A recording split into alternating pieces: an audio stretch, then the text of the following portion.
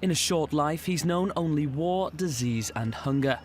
The boy's name is Emmanuel Lucky, his eternal misfortune to be born in a country hell-bent on self-destruction. So too this baby, whose mother fears starvation and malaria might finish what the soldiers started. When the fighting began, I ran with my children, his teenage mother says.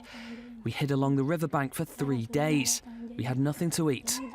Now he has a fever.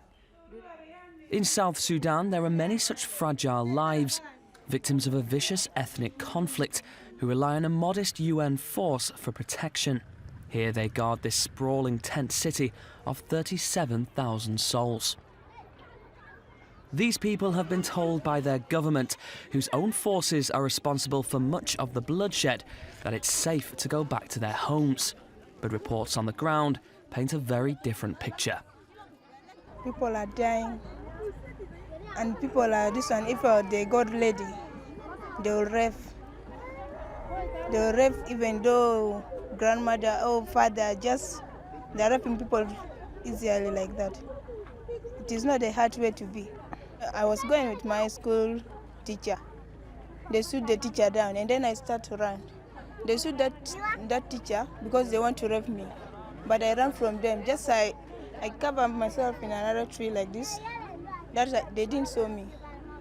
There are children here who can barely remember life beyond the barbed wire. It's almost as much a prison as a sanctuary. But it does mean Mary Kidia and her children can finally sleep without fear of the men with machetes. They would break down our doors at night and kill the women and the children. If they're lucky, the sickest might make it to South Sudan's main children's hospital. But here staff struggle with too few drugs and too little food, even for the starving. Even in the hospital, children die. We don't say 100% they don't die, they die. They are brought at a terminal stage, they die. Others die before even touching them. It happens. Rose has already buried 3 of her children. The 4th already has the same fever, the same hollow eyes. Why will God not spare me this one boy, she asks. But mercy, divine or human, has been absent for so many, for so long.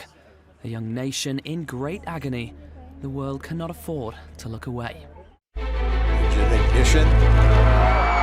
Lift off.